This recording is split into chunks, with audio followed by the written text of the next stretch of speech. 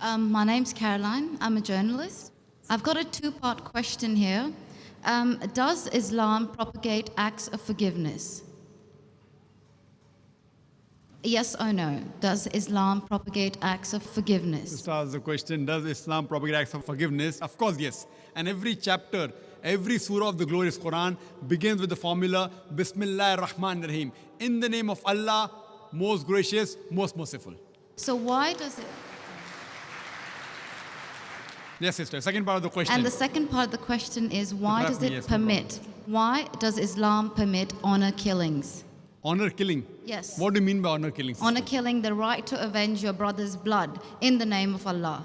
It might be out of context, but I just need to know if there's an answer to this. If I get you mean honor killing means if someone kills any human being to take revenge? Yes. That's what you mean? Yes, because I've read a few books, and a lot of the times people have said that they are allowed to kill their brother or to kill somebody else because their brother has been killed by another human being. This was also a good question, that if Islam propagates act of forgiveness, why does it permit honor killing? Yes. Why does it permit? That's a very good question. Sister, if you analyze this mention in the Quran, in Surah Baqarah, chapter number 2, verse number 178, the had penalty, the punishment of death, on the basis of qisas.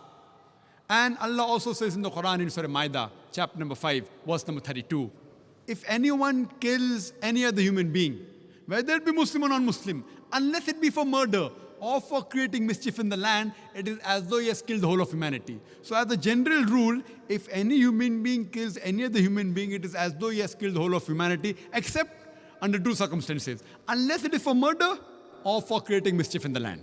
Now, there are two exceptions where Islam gives permission where you can kill any other human being. Number one is, if that person has committed murder, which comes in your scope of question, honor killing.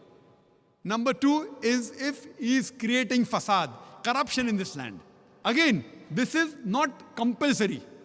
If someone kills someone, it's not compulsory he has to be killed. Islam also says that if the relatives of the person who has been killed, if they take blood money, if they forgive the killer, that person who has killed can be forgiven. But under normal circumstances, if he's killed someone and if I want death on that, because for death, again the punishment is death. Like as it's mentioned earlier in the early scriptures, even in the Bible, an eye for an eye and a tooth for a tooth, it keeps on continuing. Here what we realize, that suppose I know of a human being who's killing other people, innocent human being. If I don't kill him, he will keep on killing other human beings. So that law is not only in Islam, it's the law of most of the countries, that if homicide is done, if someone has murdered someone, in many countries, he should be put to death or there's life imprisonment. Even in Islam, that if he's killed someone, if required, he can be killed. But the relatives of the person even can forgive the person, if they want. If they want, they can forgive the murderer. But if they want that he should be put to death, then he'll be put to death. And the second case where a person can be killed is if he's causing corruption in the land. For example, if someone is committing rape. Now rape is nothing but causing corruption in the land.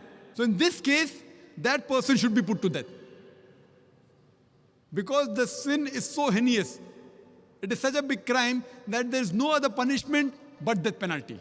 And I've asked this to many non-Muslims, that God forbid, if someone rapes your mother, and if you are made the judge, and the rapist is brought in front of you, what punishment will you give him? And 100% of the non-Muslims, they told me that we will put him to death.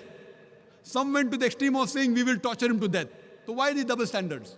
You know, in America, which happens to be one of the most advanced countries in the world, according to the FBI statistics, in 1990, every day on average, 1,756 cases of rape took place.